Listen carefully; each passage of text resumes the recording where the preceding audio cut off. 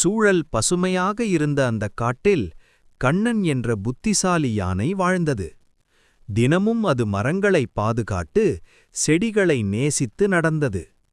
ஒருநாள் அது ஒரு சிறிய குக்கும்பர் செடியைக் கண்டது. மழையில் அடிபட்டதால் அது வாடிக்கொண்டிருந்தது. கண்ணன் அதை கைவிடவில்லை. அதன் தும்பிக்கையால் அதை மெதுவாக எடுத்து தனது குடிலுக்குக் கொண்டு சென்றது. தினமும் நீர் ஊற்றி நிழல் கொடுத்து அன்பாக பேசி வளர்த்தது. நாட்கள் கடந்தது. சிறிய செடி பசுமை செடியாக மாறி ஒரு அழகான காய்கறியை தந்தது. அந்த நாளில் கண்ணன் மகிழ்ச்சியுடன் சிரித்தது.